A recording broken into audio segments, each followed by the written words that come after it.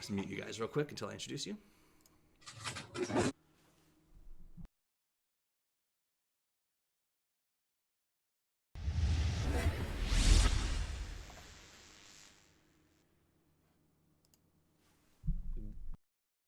Good evening and welcome to a brand new episode of Around the Pit, guys. My name's Toffees and I will be leading the action here as we return for episode 12 of, one of my favorite shows on the internet, but I guess that's probably because I am biased. That said, I do want to give a big shout out to our sponsors, the folks who have helped make this show possible, and I should say not just helped, but have made it possible. A lot of you know the computer blew up a couple of weeks ago and we haven't been able to make content for a while, but the guys over at Pro-Built Systems, along with some help from Asus, stepped in and made sure that I had a computer that could produce content. So a big shout out to them, because without them, 100% we would not be here, not doing this show. And I can tell you that because I couldn't even play Dota on low settings. It was so bad. So a big shout out and a thank you to them, as well as Razer, for being here to support as well. So that said, let me introduce you to our three guests who are going to be joining us on the panel tonight. On the left, all the way over, is Noxville. You might know him as Ben. You probably know him as Noxville. Either way, you know him as an analyst who has been to TI and beyond, a master of statistical understanding, and a rival to one man, and that man is Nahaz. So Nahaz, our second guest, sitting in the middle. I don't know how he always ends up in the middle position, but somehow you call in at the right time to get that spot. So I'm excited to see what you do from the middle. Nahaz, another man who doesn't require much introduction, the professor of Dota. And last but not least, someone who some may have considered an arch rival of Nahaz at one point in time, though he seems to have a change in his ways. I'm curious to see what he says here tonight. This is none other than GrandGrant, the NA Dota personality himself. Gentlemen, how are you doing this evening? All right. Sounds like you guys are doing very well. Great, dude. Doing great. Excellent. Well, guys, since we have a little bit of a lull, let me take you through the basic logistics of the show. It's pretty straightforward. It's pretty simple.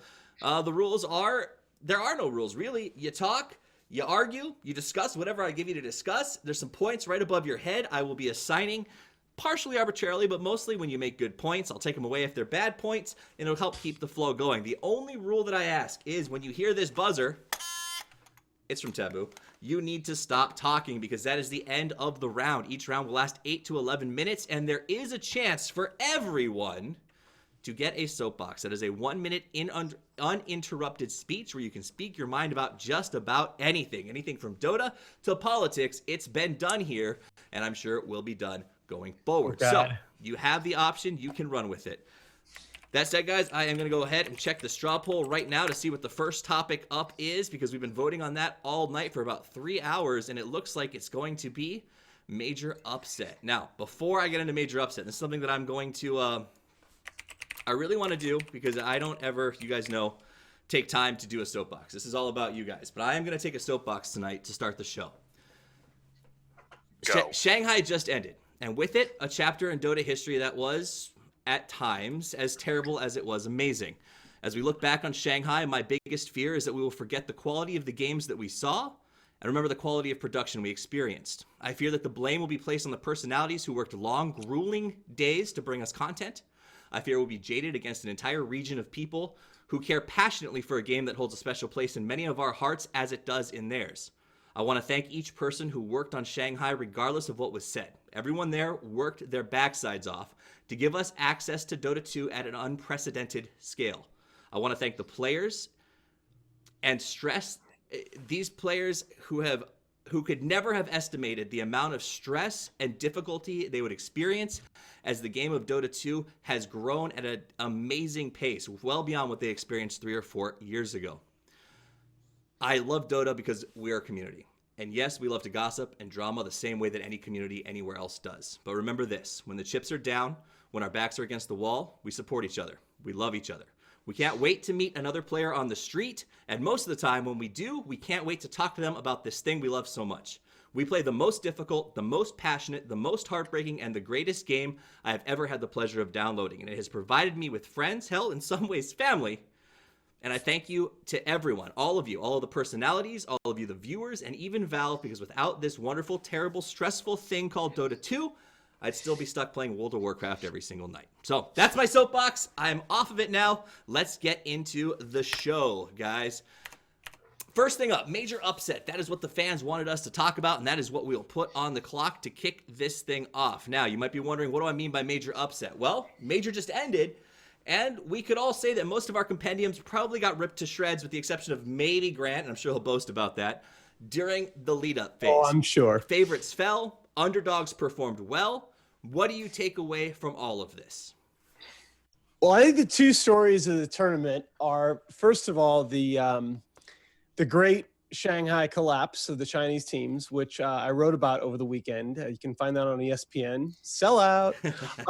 But no, the single big thing, Chinese teams went 2-11 in this tournament in series against international competition, and their only two wins were against Archon, rated by many as the weakest team in the field. And I don't think there's any way that you could have predicted this coming in. We saw at DAC last year, Chinese teams disappointed, but this wasn't disappointment. This was devastation. And the other story, of course, being Team Secret unbelievably winning the major. After two tournaments where Team Secret rolls in as prohibitive favorites, they absolutely do nothing for the entirety of 6.86 and come into Shanghai. They take down the team that beat them in Frankfurt, OG. They take down their nemesis, EG. They take down Liquid. Puppy takes down longtime friend, ally turned rival Kuro in back-to-back series. What a story. I think the biggest thing is how bad all the Asian teams are, not just the Chinese. The only Asian team to beat a non-Asian team in the main event was Fnatic versus OG. Okay. Which that brings me up to a whole different point about how the SEA teams are super overrated now if you look at their wins. But I think the biggest thing was Team Secret winning it all, which, I mean, some of us called they would be in the top three. I'm not sure who. I think it was me, but I think the biggest upset, for me, it wasn't OG. I said they were going to fizzle out like they did. And I think EG not making to the finals for me was the biggest upset. You can talk about it's great to talk about predictions being right or wrong, but you got to talk about why. And if you go back to the conversation that we had right before the major started on the Daily Dot, where you're claiming now that I somehow flamed you in that conversation. The conversation we had was, what did Secret need to do to win the tournament? We talked for a few minutes and we agreed on a list of things that Secret needed to do to win this tournament. They needed to find a pool of consistently successful heroes for we to play mid. They needed to get Misery to be successful and consistent initiation on a pool of offlane heroes that he hadn't yet shown success on. All of these things that we listed were doable, but they were things that Secret had shown no sign of doing yet in 6.86. And they did them all in this tournament. Yeah, man, I just get it. Grant, what did you say about the only thing that Asian teams did was beat other Asian teams? Yeah. What about MVP, who threw in Secrets in groups? Yeah, in group stage. If you take group stages group stages are pointless. And in eHome, who won at Archon, is Archon just like no one cares about the stats with Archon? No, I don't think I don't care about their stats. Do you, Nahaz? Honestly, do you think that Archons? No, those. I mean, I kind of look.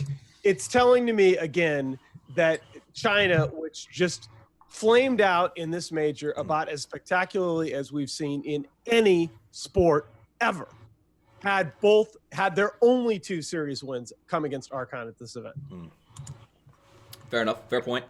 What else do you guys think? So let's talk about the fall of the Titans, or the people that a lot of folks said Alliance was going to go all the way, that this was their chance to get back on top at the majors. It was a reoccurring theme spoken about constantly. eHome, another team that was projected to be at the top of the list. Wow. Both of them knocked out pretty, or I don't want to say early, but I mean, if you talk about main stage, fairly early on from where I think they were projected to be. I mean, I don't think, again, Alliance we can talk about, and we can talk about them as having a disappointing tournament relative to expectations. I actually don't. I don't think Alliance was that disappointing. They had played. Do you think they're disappointed in themselves losing to Complexity? Yeah. Yeah, I think they're very disappointed in themselves. What I'm saying is Alliance is not that much of a disappointment relative to where I rated them coming into this tournament.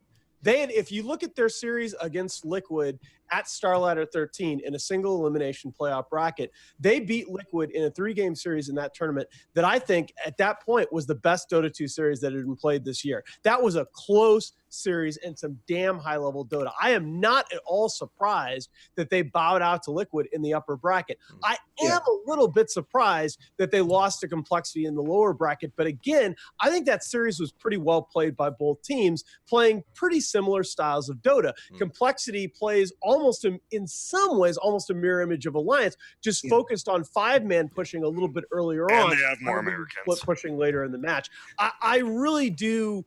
I don't think Alliance come away from this tournament crestfallen. I really don't. I think Complexity come away with from this tournament with a hell of a lot to build on. Yeah.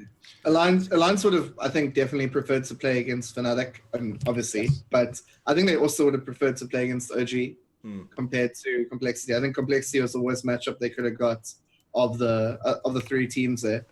And like you say, Complexity play in some ways very similar to Alliance. Elaborate Alliance on that. Now, the most mistakes.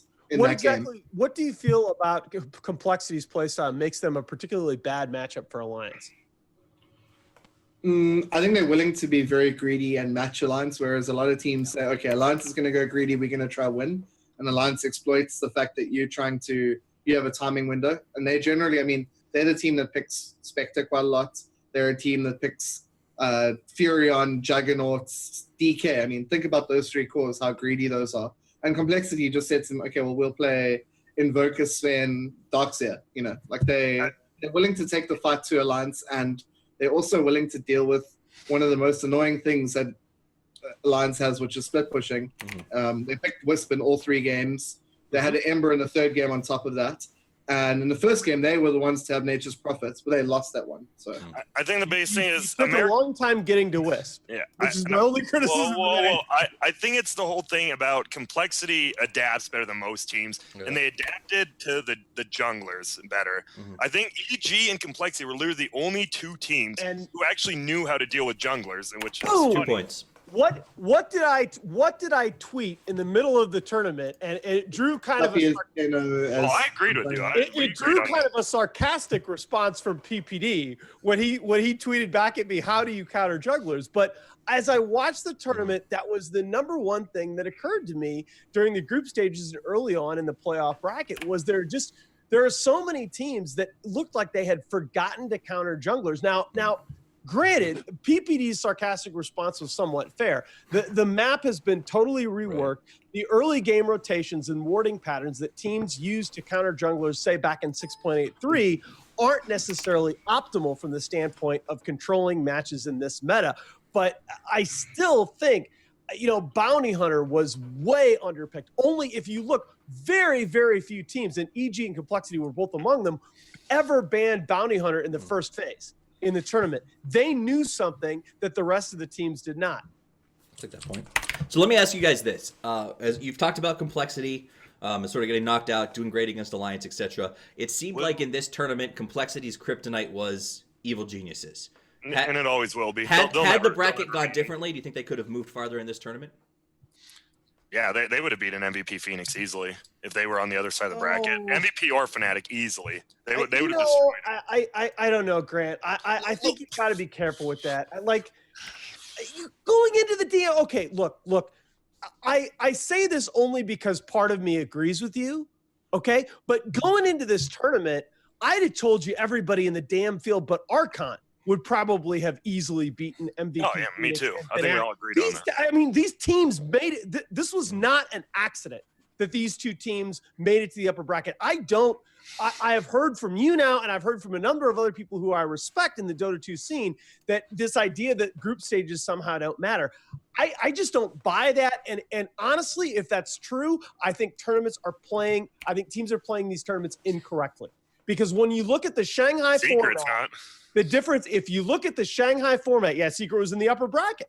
Yeah, Secret's in the upper bracket. Those top 2 group spots are the difference between playing on the opening day, on your opening series, a best of 3 series that you can lose and still stay in the tournament, and having to play at least back-to-back best of 1 series for your tournament life. There is, I think one thing that probability, group stages matter. Yeah, but Team Secret got second in their group. They didn't have to beat Phoenix. When Phoenix beat them, what would it matter? Are they both in the winners What bracket? does it mean? I don't understand. So they're okay. That Secret didn't care about losing to MVP. I disagree with. That's bullshit, Grant. Why? How do you say that they? What was the difference between MVP? They're sitting there in that series with MVP Phoenix before that series. They're saying, "Hey, great, eHome got upset. We might be able to win this group without playing eHome." But what does winning have to? What does winning do it? Getting second in a group's the same as getting first, almost. Like that series against MVP Phoenix is the difference between them knowing that they're going to be in that upper bracket with a best of 3 series that they can lose and still be in the tournament, and having to play eHome, the favorites coming into the tournament. Yeah, but I think they stopped being the favorites after. I'm going to pause this there for a second so I can get something from Noxville before this round wraps up. He's been trying. Yeah, I mean, I just wanted to say that I really like the fact that the tournament, the 4 winners and the 4 runners-up in each GSL group got randomly paired, because it meant that you didn't know specifically who you were going to match up in another later group. So Secret were in the first group, they come second, and now they're going to guarantee to play one of the first-ranked teams from another group, and that's actually very scary because every group had a clear favorite, and their group was the one with the fuck-up of eHome. Can we beating? All right, I guess we're moving on. No, you can keep going. I'm still running. I think we need to expound on this because, again, this plays Knox's idea. This plays into the idea that groups kind of don't matter and that you don't want to give a lot of information away in groups. OG was an example of a team that was obviously drafting in groups not to give away a ton of information, right? Mm-hmm. They picked Batrider first phase, all 5 drafts. They're very sort of conservative. Their drafts, even in the last couple of games, I feel like they deliberately didn't ban certain heroes to get some practice playing against them. But in any respect, I want to make the point to you, Grant. Secret gave away a ton of information in those group stage games. They showed that Enigma Tidehunter combo very early. They showed the Enigma with the pattern of rotations in the early Radiant jungle that was going to win a ton of games, go uncontested in a crap ton of matches at Shanghai. They gave away a ton of information trying to win that group, including in their 2 drafts against MVP Phoenix, and they still ran through a loaded upper bracket. All right, that's the time that we have for that topic. You guys are, of course, always welcome to Soapbox anytime that you think you need a little extra juice to get through the topic that we moved past. But that said, we're going to move on to the next one. The topic for number 2 is saving face and kicking ass. There's a quote from Lyndon B. Johnson that says, "While you're saving face, you are losing your ass." And I thought that applied pretty well to the first section of this major. We saw some posts where people talked about production staff arguing about whose fault what was instead of sort of dealing with how to fix the issue. Things were crazy between James, production, I just basically call this the great WTF. Will Shanghai be remembered for its production failures or its amazing games? And what'd you think of what happened? I think we have to be honest, and we have to say it's going to be remembered for both. As much as, I spent my Sunday, the time that I wasn't chasing my 2-year-old around, writing like a 4,500 word account of Secret's last 18 months leading up to the major, and they're playing this tournament. But I don't think you can overlook the elephant in the room. I mean, what Valve has been doing is basically planning international $3 million tournaments on effectively a 3, maybe 4 month timetable.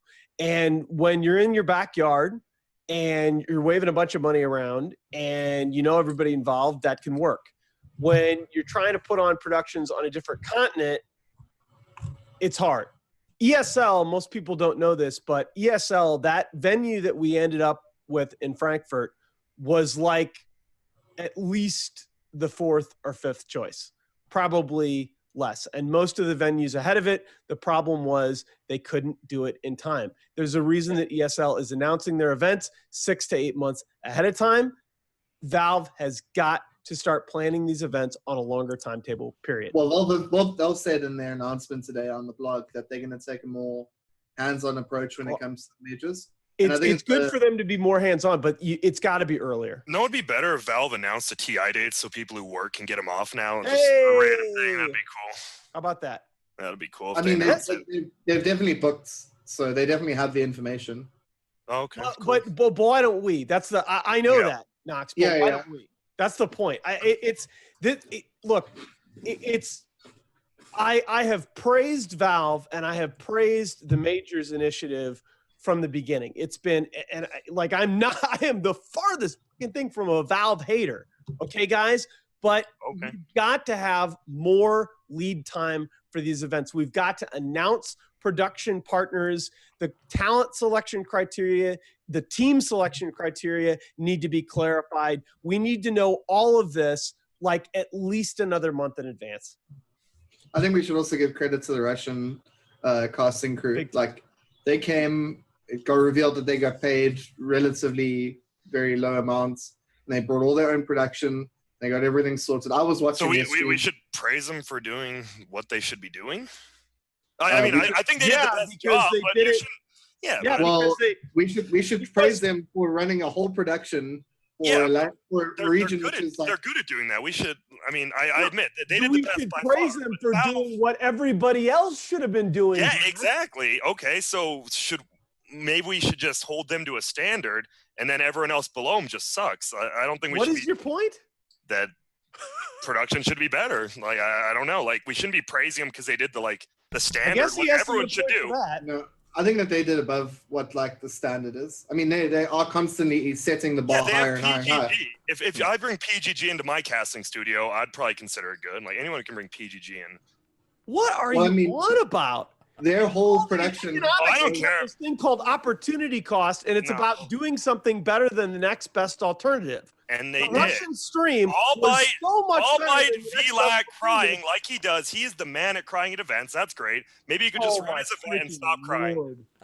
Does he not cry at events, Nahaz? Tell me. I don't know. I just Vlad think is, that- you know Yes what? or no? Vlad is one of the only people that will But yes or no? speak his mind without fear of reprisal. Yeah.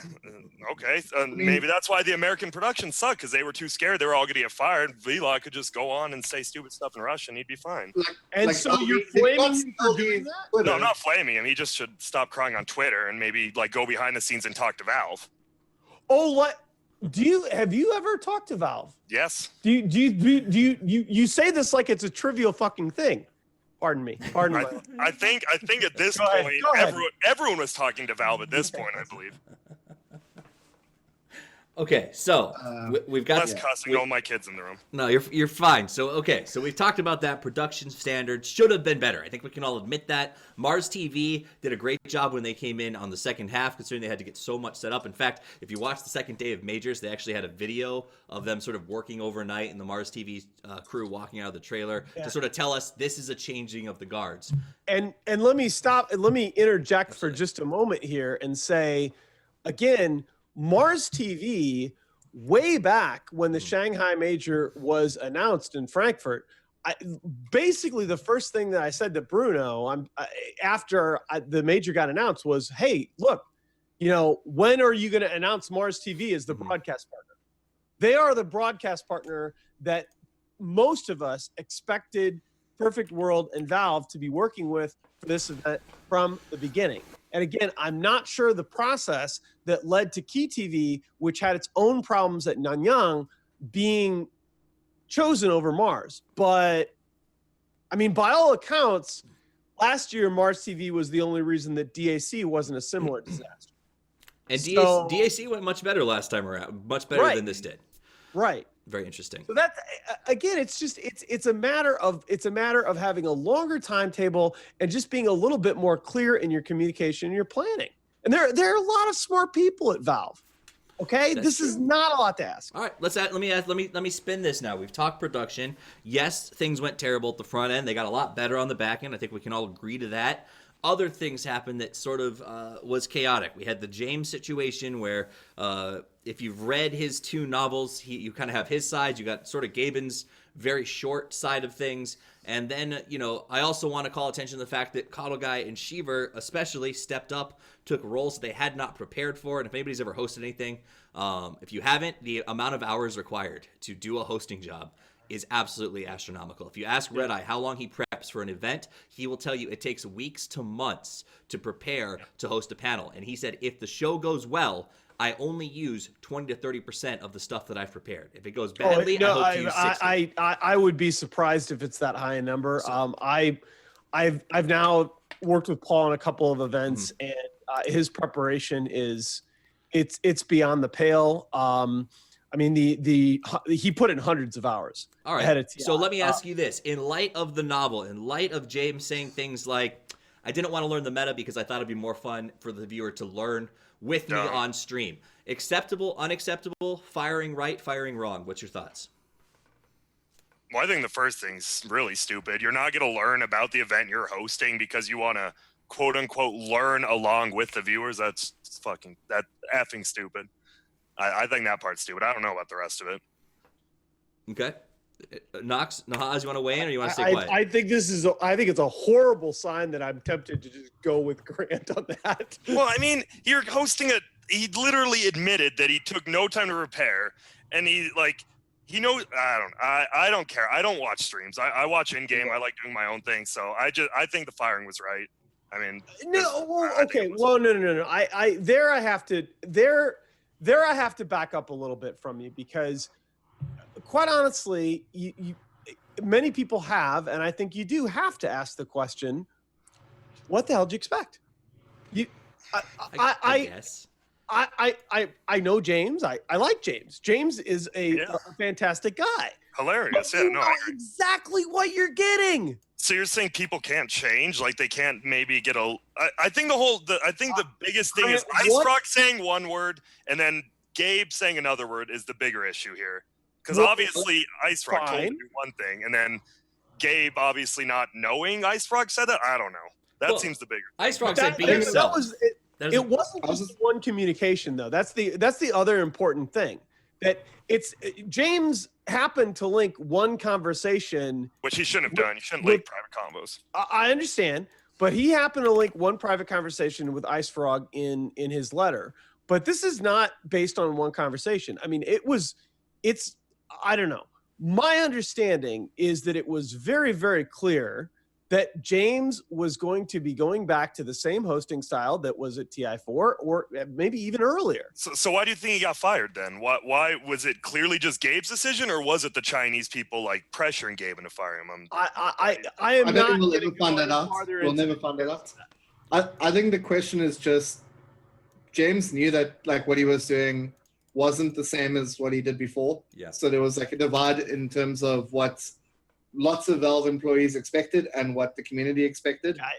When he went one way, the other side got angry. If he went Valve's way, then the community. I think Bruno. They should have had Bruno hosted. Let me add one. Bruno can't host it.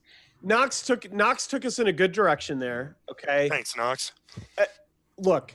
Feels good, man. As much as I said a couple moments ago, you knew what you were getting with James. There were no porn jokes at TI4. Mm-hmm. Wheelchair porn, like disabled porn. Let's be clear. That's at least 10 point stuff. You just rack them up. Wait, so at TI4 or at this one? Okay, I'm done. So here's I guess the question, and I'm a pretty laid back guy. Yes, I wear a suit on the show, but if you ever see me in real life, it's shorts, t-shirt, backwards hat. Like I really don't care a lot. Yeah. I also work as a teacher, and when I was working full-time teaching, I was making between $28,000 and $34,000 a year, and I was expected to live a certain way in front of my students, to prepare a certain amount, to meet standards, to know what I was teaching. James got $10,000 to be there to host this event, or $12,000 to host the event. Does that precipitate a change in personal style to meet a professional demand? No, because when you're a teacher, there's a code of conduct. There's a code of conduct that you have to follow. There's regulations you have to follow. When you're getting your teaching diploma, you have a list of things to do. James was literally okay. So just to be clear, James made it very clear, and this is definitely true, that like when it came to Valve wanting him to host it again, Bruno said, I'm not responsible for this, because they're very good friends. Mm-hmm. And they didn't want that personal relationship. Bruno excused himself from the conversation. So he said, I'm not involved in this decision. A lot of decisions that Valve make are literally like 10 people come up, or one person gets asked a question, and you'll find none of the people, and then they'll discuss it, and they'll come up with an answer, and that's the Valve position, right? So they came up with a decision. James got hired. That's That's the majority of their decision making. Mhm. Exactly. No one no one has said, neither Valve nor James, no one has said, even behind the scenes, that he got told what to do. So like, you kind of feel bad for the guy that he didn't get told what to do. He went a bit risque and it didn't work out for him. But he chose to go risque. But it's both sides are retardedly wrong. They shouldn't do it. Again, though, that's the point. And again, I do feel that for whatever it's worth, nothing really. I do feel that some of what James said was inappropriate, and I do greatly prefer Red Eyes hosting style to James. That said, I do feel very much so for James, because I was taken off the panel at TI5 with basically no feedback, with basically, Reddit didn't like me and I was gone. And you can argue all day long about maybe that's my fault. Maybe I did that to myself. But at the same time, when you're talking about organizing multi-million-dollar events, there needs to be communication between production and talent and between the guys ultimately calling the shots. And if it's not going to be production that are ultimately calling the shots about who's on the panel or who's doing the hosting when, then Valve, whoever's making the decision, needs to provide talent and players and whoever else with a very clear set of guidelines about how they expect people to behave at the event. So to sum it up, it sounds like flying blind. It sounds like the consensus here from everybody is guidelines need to be stated. Communication needs to be increased. But the problem is that won't happen. Like, Valve are not going to say, okay, we choose you, Bruno and Thad and James or whatever, different James. And you're the triumvirate of deciding then this keeps happening. I'm sorry, but then Shanghai happens again.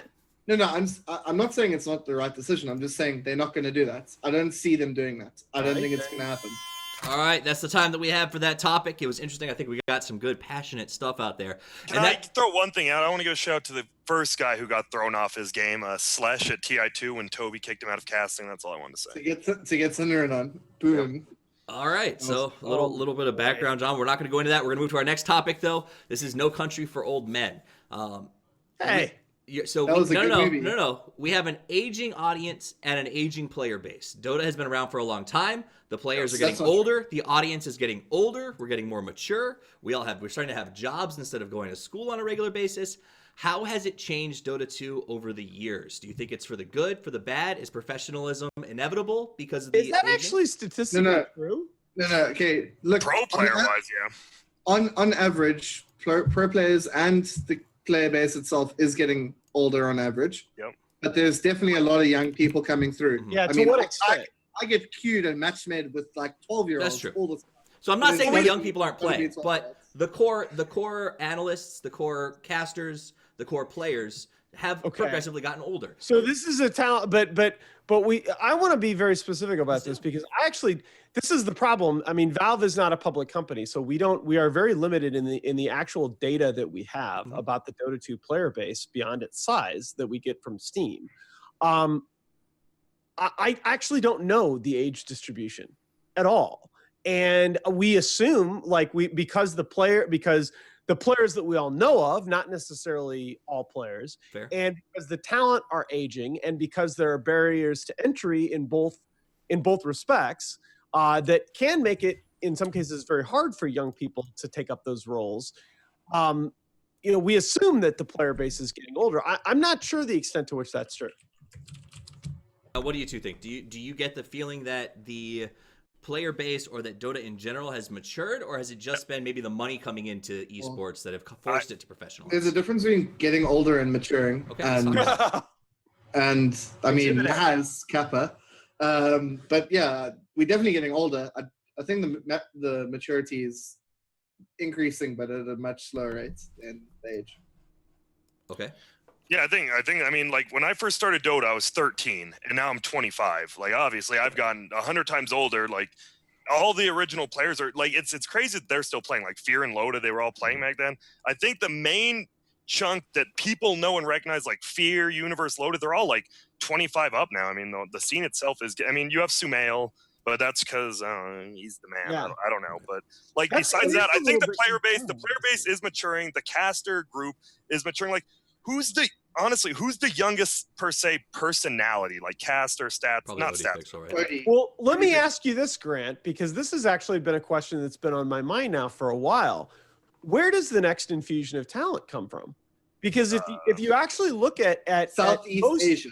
No, God, no. if you actually, I'm serious, if you actually look at most of the new talent, quote unquote new talent that's come along in the last couple of years, most of it is people migrating over from like Han. Mm-hmm.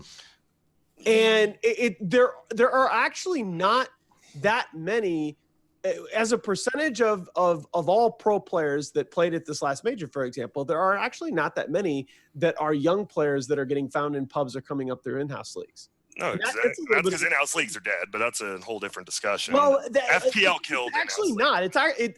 It's actually something that really worries me.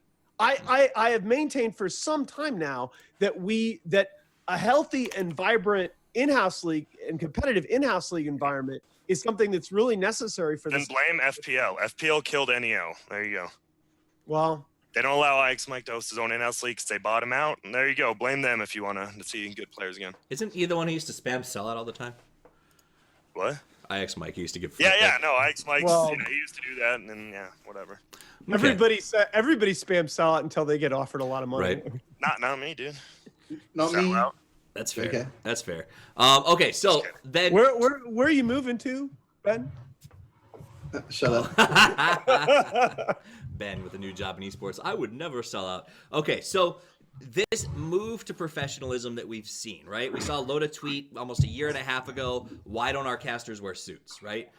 We've seen an evolution through TI, through other events, where we've seen an incredible increase in everything from suits to discussions now. If you guys saw it, Red Eye was discussing framing techniques to make the panel look more professional. So we've definitely traveled down that road. If it's not a diversity of age or an increase in maturity, what is promoting that? So one of the problems I have with this discussion is that professional has become a bit of a loaded word, and it gets thrown around.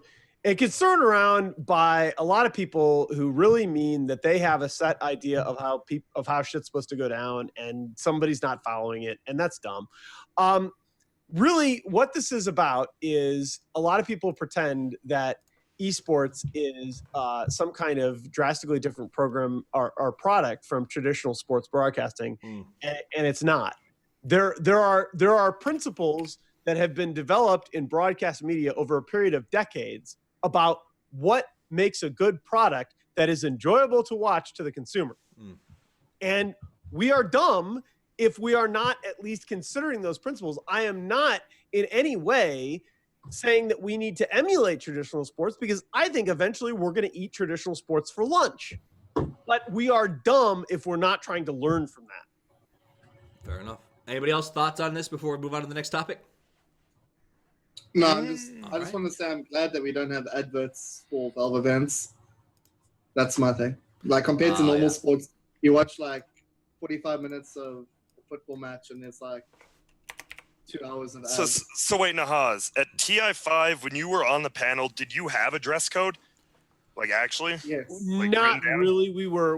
It was discussed. It was discussed what various panelists would be wearing. It was discussed that it would be good if we would coordinate, are we wearing ties, coats versus not? But then they also made everyone. I think everyone dress code. They definitely made everyone dress up and like look to make sure that all your clothing was right and stuff. Well, they did. They were specific about people's clothing to the point where they actually took a number of people, number of people in Seattle, they took out shopping. It was actually my kind of amusing moment of the event. Did they have to pay for it? No, Valve paid for it. That's stupid. God, people can't. Never mind. Just go. What's stupid? So say someone like you brought a nice suit. Oh, you're prepared, man. I can't wait to No. And then you have some dumbass like. The funny story about it is that I walked up to the lady on the first day when I got there and introduced myself, and I'd actually been told by Shiva and a couple other people. They're like, yeah, you're going to need to bring your whole wardrobe down. They'll go through it. They'll probably take you shopping. And I walk up to the gal and introduce myself. I'm like, all right, some of the other guys told me I need to bring my freaking suits down. And she looks at me and she's like, no, you're fine. Oh, well, look. I was like, all right. So then you didn't get a free suit? No, I didn't get. But the other people who suck at dressing did. I get. That's what I'm saying. I think only 2 people did. And anyway, it's not like the money is coming out of the players like prize pool. It's like Valve's Right. money. It's a Valve business. Yeah, that they could have used for That's Shanghai. deductible. Well, Perfect World Oh, could have. shut up. All right, we'll move on to the next topic on that one. This is let's put 2 of these together. We'll start with Return of Zyking, and then we'll move over to Smells Like Team Spirit. Return of Zyking, there's a lot of discussion about the return of Zy, that he's coming back because school ends in 10 weeks. We have to get the roster. If you guys don't know, locks have to be in this period, and they will carry through TI. Yeah, that actually is like massive.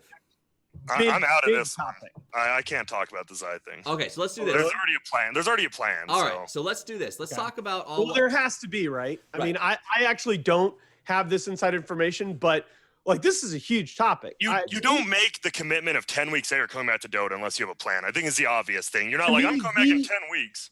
But wait, let me get the big point out right is that this is the roster shuffle It's digital chaos. He's joining digital chaos. because rosters are now locked in the next So is possibly Burning. for the next 2 years. What did you just say, Grant? Nothing. He said he's joining Digital Chaos, but apparently Burning is too. It's the hot news.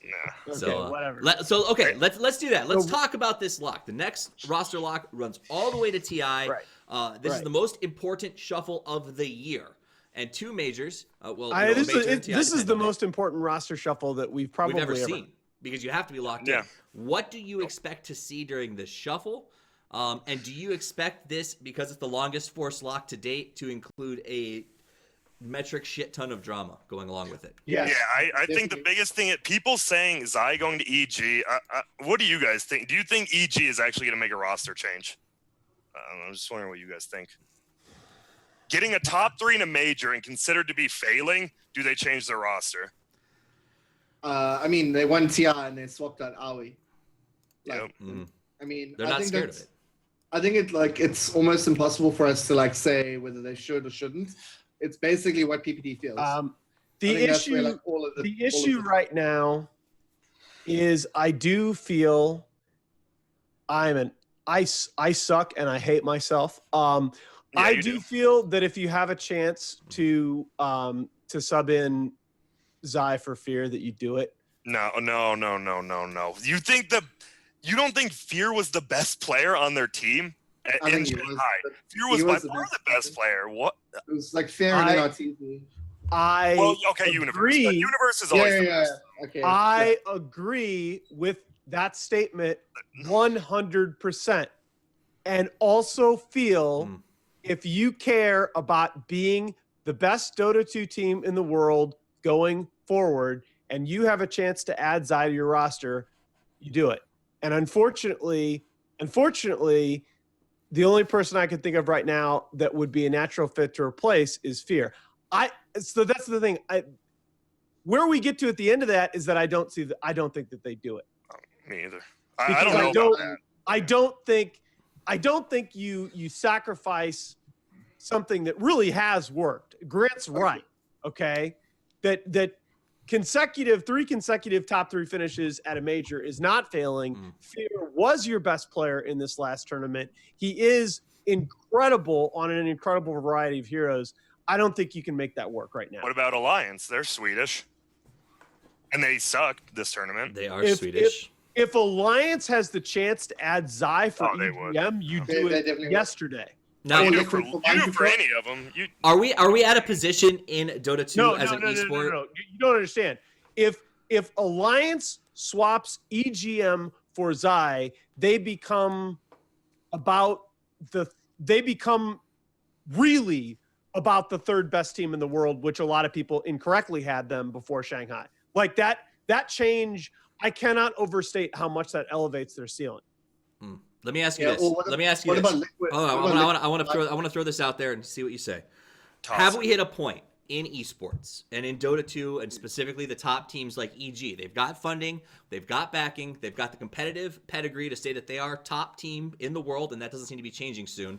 Can they afford and would they be interested in the players, and you might be able to answer this, in having Zai stay on in the same capacity and slowly transitioning from Fear to Zai on the way to TI. And Zai wouldn't do it, no. you don't think they would take I it? don't think If the anybody- No, contract, Zai would. if the They wanna contract is play. lucrative enough, the players wouldn't No. go for that? Zai would not. A The- lot of the players wouldn't. No. The fix out, we're just not. You may look 2 years from now, if in the most optimistic industry growth projection I can give you, it is possible we may get to the point where fixed salary contracts are large enough that players would consider doing this for certain teams. Tier 2 players would. The fixed salary contracts right now and the benefits, they're nowhere near large enough that a player of Zai's caliber is willing to possibly sit on the bench. No. Zai could play for Ichi if in a hypothetical world where They Masoned it and Fear got injured. where Valve allows like a coach in their booth talking with him like they do in CSGO. Well, then Peter would be off the team and Zai would Exactly. be. People would become the coach. But that won't happen, and it shouldn't. Yeah, that would be a change that I think about 90% of the people in the scene would fight as hard against as anything I you've agree. ever seen. I'm just saying it's people I've been talking about. And they should. For And I'd be me, one of them. if you guys, I know probably people hate Slacks, but his video when he asked, would you rather? Whoever hates Slacks. Yeah, is they're the devil. dumb. But he asked, like, would you rather win TI5 or whatever, like $10 million and never play Dota again, or get last and always play Dota again? And I think everyone chose always play Dota. So, like, if you're getting offered a spot to be a reserve, I'd say, like, players like Loda, Zai, or TZ, they'll always say no. They'd rather be playing on, like, a Tier 2 team than being on the bench on a Tier 1 team. Yeah, and look, that's what I'm telling you. That's what I've been shouting about now for the last year since I started to go to LAN events. The things that will draw you into this scene, the things that will get you hooked on this game for life is if you interact with these players. Number one, they're smart and talented as hell. And number two, they just flat out love the game. They absolutely love it. They live it. They breathe it. I think that's why I got lucky that I was in the scene so early. I got to meet everyone before they were famous. And then I got left behind. I'm just a loser now. But like, yeah, I still love Dota that much. But yeah, it's just, You work I at do for the Google, love. right? You What? got it. You're living the life. You work at Google. Yeah, I don't work at Google. My friend works at Google. All right, so that is Wait. we talked about Zai. Let's keep rolling a little bit towards this shuffle. We've seen some crazy things happen, and I want to try to transition this a little bit to the Smells Like Team Spirit topic that came up. I don't know if you guys got a chance to listen to the Vlad interview with Go Black, or at least see the translations. It was a very interesting interview, and it shed some very interesting light not only on the CIS scene, but the difference between the young players and the pub stars coming up through the ranks and the old guard sort of running the show over there. How difficult is the next 3 weeks going to be for the CIS? Wasn't there already a team announced? What was the Empire one just a rumor that happened, or No, was so it? it's official that Empire asked. I forgot who it was specifically. It went behind the backs of people and did that. Yeah, It's filed under incredibly credible rumor, and also like this is not unusual. Because but then ask yourself the following question: why should it be? There is no infrastructure in the scene. There's no uniform body to enforce contracts other than people trying to go to court. Good luck. Okay. There's no players association or owners association to enforce contract negotiation rules. There's only Valve, and Valve, there are no written rules about, like in League, there are very, very specific written rules about how a team is allowed to approach a player regarding their contract status. There are no such rules in Dota. I don't think it's such a taboo though that like they asked him what's the status of your contract. I don't think that's serious. I think the fact that they approached him during a boot camp before a major is the serious thing. Yeah, like if someone asked me like what's your employment status, like I mean I don't care. Like no one cares. I love it. They approached the 16-year-old. I think that was my favorite part. Look, like we're always okay. Look, let's be real, guys. We are all always on the job market. Okay, there is no employer loyalty anymore. Okay, I'd die this for is one. America. Are we talking about just casting or? We're all always available. Okay, the point is, if you look at any other competitive sport, this is one of the very first and most fundamental functions of a players union and a commissioner's office in any sport, is to regulate when and how teams are allowed to approach players about their contract status. Mm-hmm. This is why we have trade deadlines. This is why we have arbitration. This is blah, blah, blah, blah, blah, blah, blah. Okay? Without any semblance of that infrastructure in Dota, you should be surprised if stuff like this doesn't happen. And I do want to preface real quick, which we know from the interview and GoBlack's confirmation that he spoke with Empire, that he submitted his visa for travel to Dota Pit prior to decisions. However, no one has confirmed if it was the player that approached Empire or Empire that approached the player. We know that the player wasn't happy. We know that the team was fighting amongst themselves, so it is entirely possible that the organization may not have made the first move. I just want to put that out there, just to be clear. So just one thing I want to talk about quick is that Empire qualified for the next ESL, mm-hmm. and then with Chavos and Funnick, mm-hmm. and then they kicked them. So this is like I think an awkward situation in that whatever 2 new people they pick up now are first of all going to be locked with the team, mm-hmm. and second of all are going to be guaranteed at least like $2,500 each, which is the last place. I'm sure they'll give money to Funnick and Tavos for that. When I've heard it from like Artesian Zai got paid from D2L last year because they got kicked after they qualified. That was Sumail. Now he's first tournament. Artesian Zai still got paid. Maybe CIS is shadier, but I think that this whole CIS scene is like gonna have such a huge reshuffle. Like mm-hmm. people there are gonna start hating each other.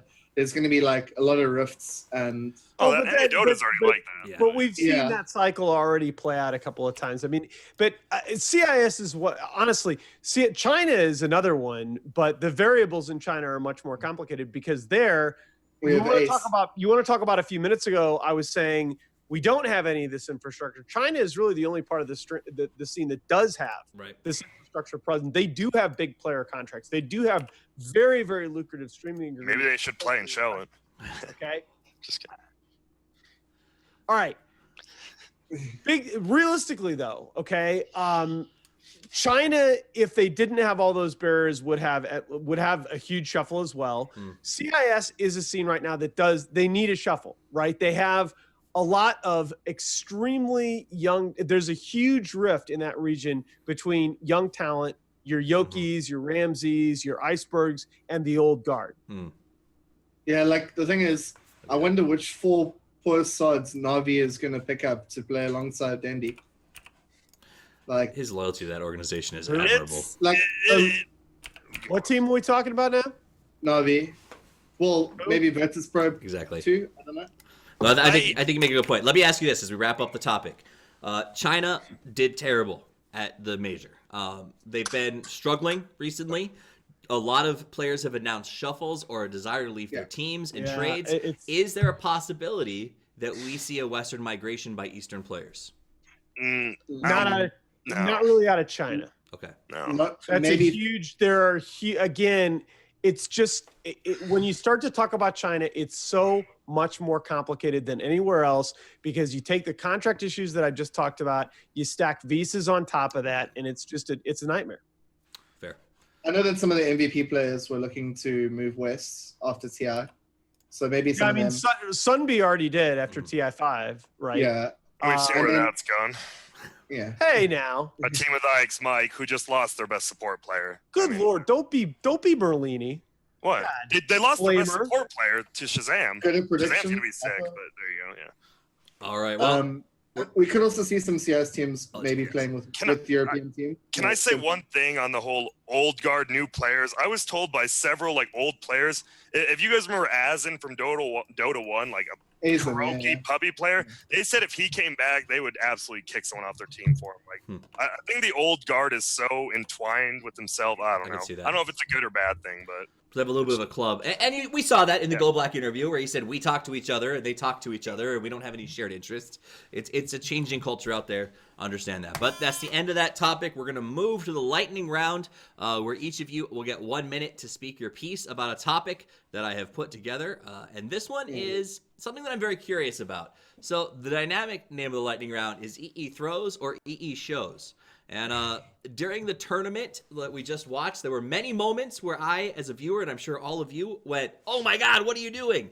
And also great moments where we said, "Oh my God, what have you just done?" EE has had a very interesting tournament, culminating with a win. Even while it happened, though, he was harassed by fans and viewers alike, saying he's not the strongest. In fact, James even called him the problem on Secret. 1 minute, do you think that EE is a problem on Secret, or is he a saving grace? I'll go Knoxville. Okay. Let's go first since you made the first noise. Oh my God. Okay, well, I think Envy is like very, very good as a player. And I think that some of the things he does are so next level that people don't even understand them. It's like when you see him doing something and you're like in a game, you're like, what's happening? And then he talks about it afterwards, whether it's at like the breakfast table, lunch table, or in an online video. And you see this and you're like, oh, okay. Like he has a reason for doing a lot of the stuff. Like there was that game at TI where he went like Divine Rapier and Anti-Mage early on. And that was like the only thing keeping them in the game. But as it happened, people are like, this guy's mad. And then from then on, they carry on saying he's mad.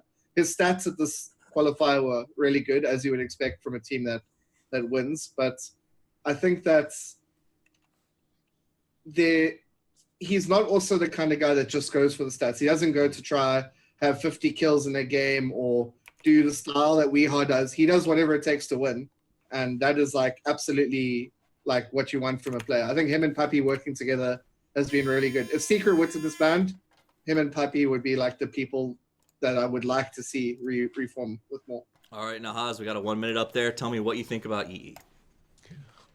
Look, I think again with EE, as with James, what you see is what you get, and I think I think EE is a hell of a player. I think that a lot of what he does and a lot of what he's able to accomplish in a match are not reflected in the statistics. I think what Nox said is very on point. I mean, in the series, I think the series against OG is the best example. In the first game, he has an absolute brain fart on Weaver, basically forgets that his buyback is on cooldown where they're pushing the Radiant bot lane, dies, sacrifices himself for the barracks, and literally OG walk into the base and win the game at 27 minutes.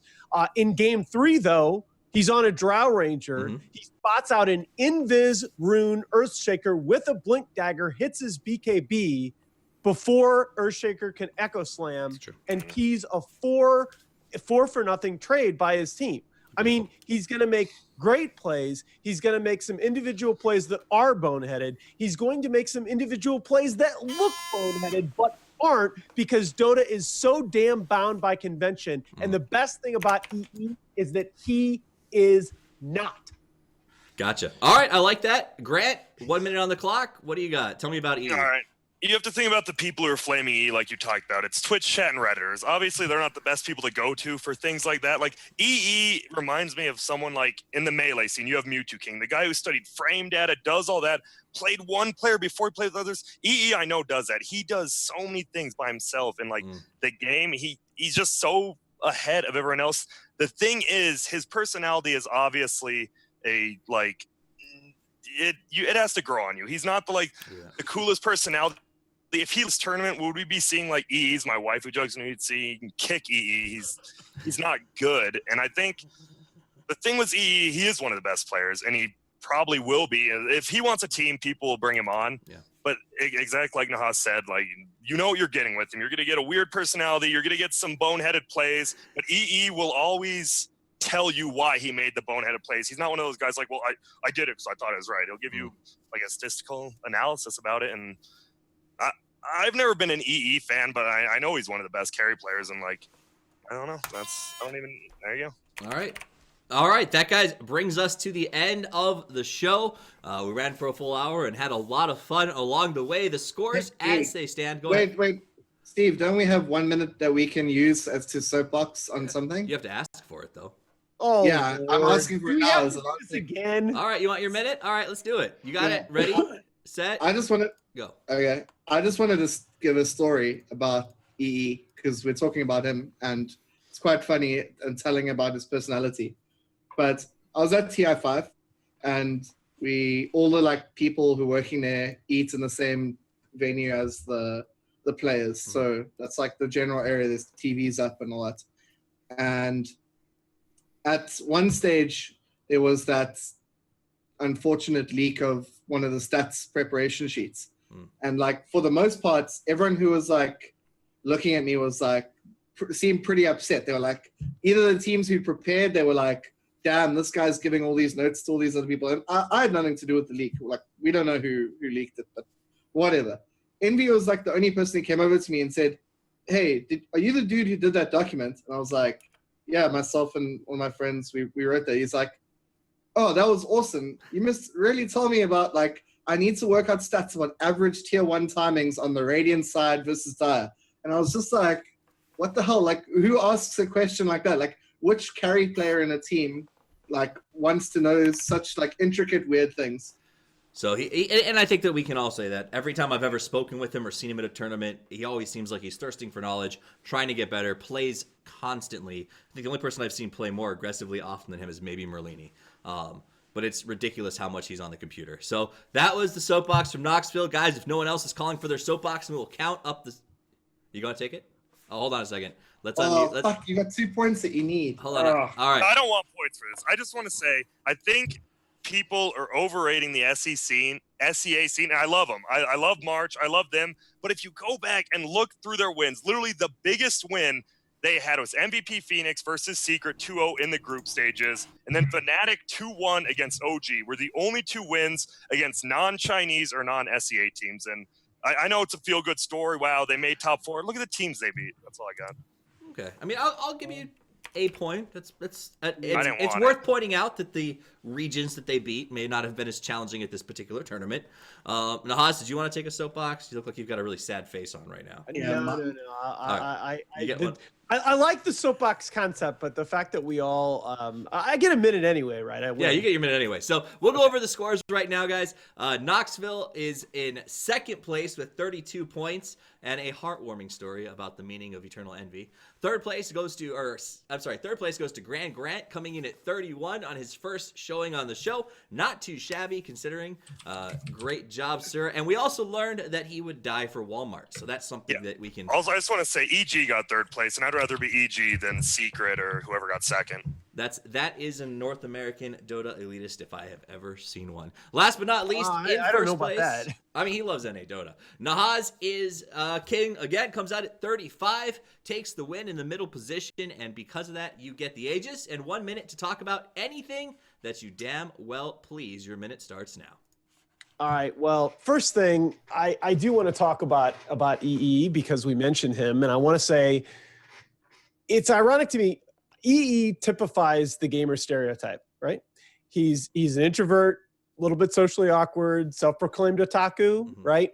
But the other thing is he also typifies the other side of the gamer stereotype that we don't talk about. The guy is brilliant.